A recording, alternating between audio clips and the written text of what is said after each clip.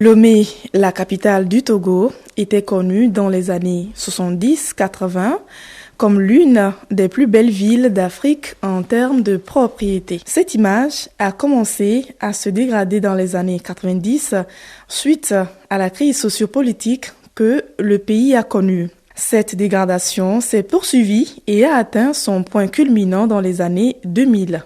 Les autorités étaient mobilisées pour la recherche d'une solution efficace à l'insalubrité sans cesse croissante, surtout dans la ville de Lomé. C'est dans cette optique qu'un groupe d'enseignants-chercheurs composé de chimistes, de biologistes, d'agronomes et de géochimistes de l'Université de Lomé s'est constitué pour réfléchir et mettre en place une unité de recherche sur la gestion et la valorisation des déchets dans la ville de Lomé et partant de toutes les villes du Togo. Cette unité de recherche a été dénommée Laboratoire, Gestion, Traitement et Valorisation des déchets. Notre souci était d'apporter, n'est-ce pas, notre contribution scientifique à côté des autorités pour une recherche efficace et pérenne des problèmes de gestion de déchets, aussi bien dans la ville de Lomé que sur toutes les villes de l'intérieur du pays. Le souci de départ était de faire en sorte que les déchets à jeter deviennent une matière première pour la production des biens que pourrait réutiliser la société.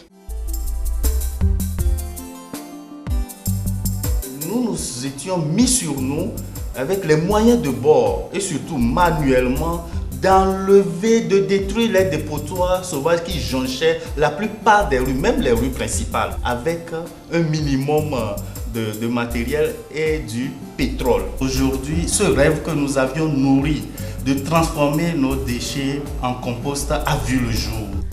La transformation des ordures ménagères en compost passe par 4 étapes. La première étape consiste à séparer les déchets compostables des déchets non compostables sur la table de tri. Nous sommes donc sur une table de tri trouée de 10 mm et d'après les résultats de recherche, je vais éliminer la quantité de sable que nous retrouvons dans nos ordures ménagères.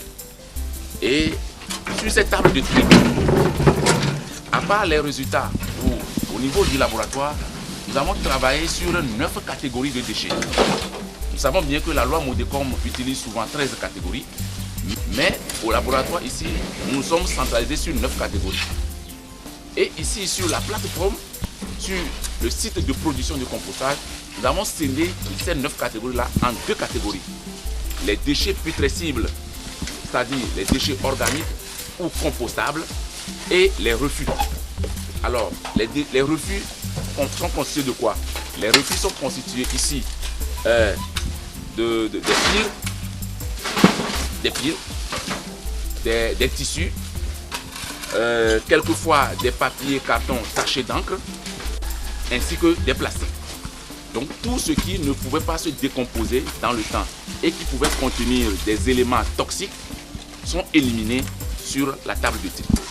Et le reste, qui peut être les déchets de jardin, les déchets de cuisine putrescibles, sont donc récupérés comme les déchets compostables.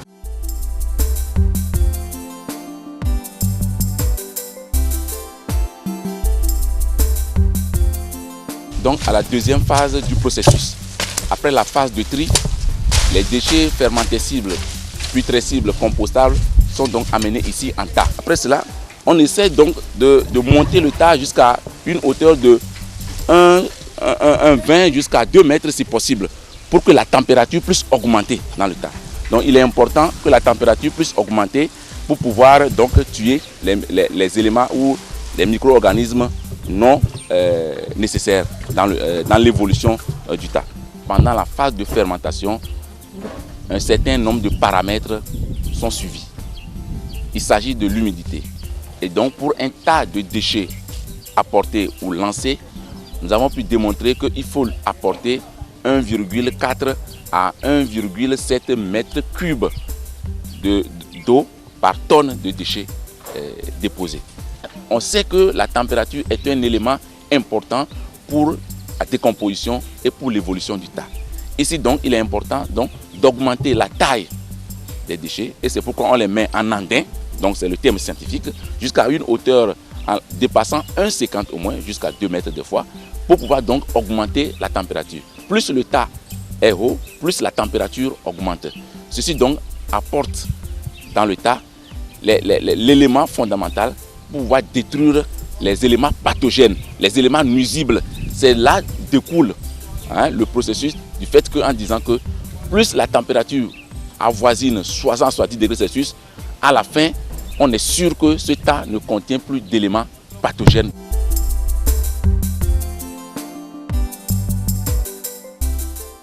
Nous sommes à la troisième partie de notre processus, qui est la phase de fermentation. Et à ce moment précis, nous sommes au moment du retournement précis ici. Dans la littérature, nous avons plusieurs méthodes de retournement. Il y a des chercheurs qui ont mis au point le retournement chaque jour. Il y a d'autres chercheurs qui ont mis au point le retournement par semaine. Il y a d'autres chercheurs qui ont mis au point le retournement chaque 2 semaines. Au laboratoire GTVD, ils ont expérimenté le retournement chaque 2 semaines. Mais après tout, sur la plateforme de compostage, on a retrouvé que le retournement chaque 2 semaines mettait la décomposition en phase anaérobie.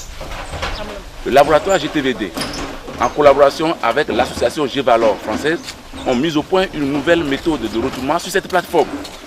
Cette nouvelle méthode de retournement, vous pouvez le retrouver en ligne dans European Journal of Scientific Research.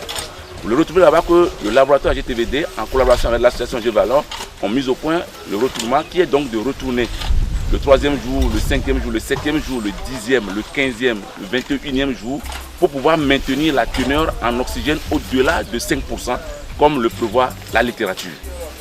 Donc c'est un apport scientifique que le laboratoire GTVD a encore apporté à ce niveau précis. Sur le site expérimental du laboratoire GTVD, on a montré que pour pouvoir apporter les micro-organismes, on apporte la terre arable, la terre sous bois. Ici, le laboratoire GTVD a encore démontré qu'il est donc difficile de retrouver la terre arable ici. Et donc, pour rechercher ces micro-organismes, c'est les tas qui sont en fermentation qu'on prend un peu pour introduire dans ces tas, ainsi donc d'activer la décomposition.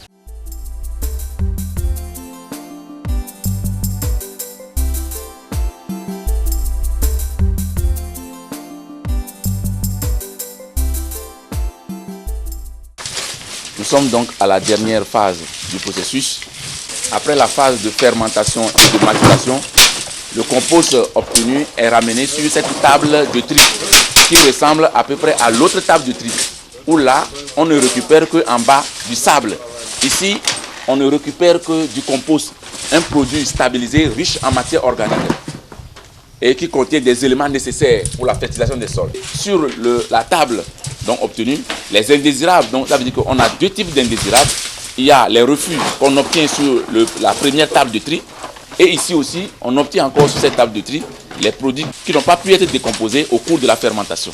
Donc, sont aussi récupérés sur la table de tri et envoyés à la décharge. Vous aurez pu remarquer que tout au long du processus, l'odeur, contrairement à la plupart des plateformes, l'odeur est très limitée et presque nulle. Qu'est-ce qu'il y a là-bas de ça? C'est parce qu'on a une maîtrise sur l'apport d'eau. On a une maîtrise sur l'apport d'eau et un paramètre qu'on retrouve souvent sur les plateformes, c'est la récupération des lixiviats et qui sont vraiment indésirables. Ici, on retrouve que le lixivia là n'existe pas. Donc le surplus d'eau, disons, n'existe pas ici. Cette maîtrise d'eau empêche ou limite les odeurs. Et ici, le produit obtenu, vous pouvez sentir que ça ne ressemble qu'au sous-bois dans la forêt, comme si on est dans un bois ou dans une forêt. Donc ça veut dire que c'est un produit qu'on peut apporter facilement au sol sans pouvoir apporter des éléments qui pouvaient contaminer nos sols.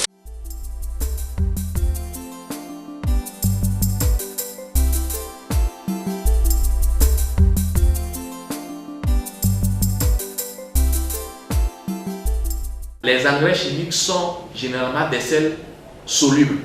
C'est d'ailleurs pourquoi on les met pendant la saison pluvieuse pour qu'ils se dissolvent et que les plantes tirent les éléments libérés pour leurs besoins de croissance. et de productivité.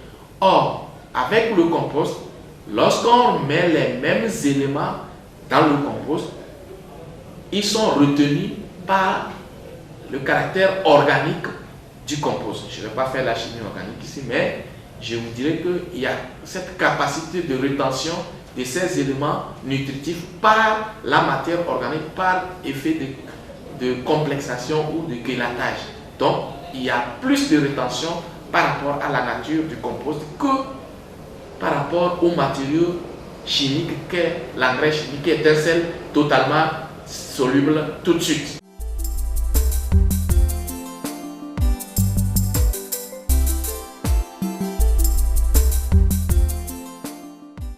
C'est beaucoup de choses gagnées. Au lieu de ramasser les déchets ménagers et d'aller les enfouir quelque part avec toutes les nuisances que cela cause, on réduit déjà une bonne partie. Donc on réduit de ce fait la nuisance qu'on crée au lieu de destination qui est la décharge finale. Et donc, du point de vue toujours environnemental, c'est une protection de nos sols en utilisant de l'engrais du genre. Et en même temps, pour la municipalité, c'est des gains, c'est des économies en termes de transport parce que on n'est pas sans savoir qu'aujourd'hui on est obligé de transporter des tonnes de déchets pour la décharge finale. Et il faut payer ces entreprises qui ramassent les ordures à la tonne collectée, apportée et qui passe par le pont bascule là-bas. Donc aujourd'hui, si on arrive à récupérer une partie de ces déchets-là qui rentrent dans un circuit comme ça de valorisation, et bien économiquement également on gagne. Et donc on a tout à gagner effectivement en faisant en sorte que cette initiative grandisse davantage.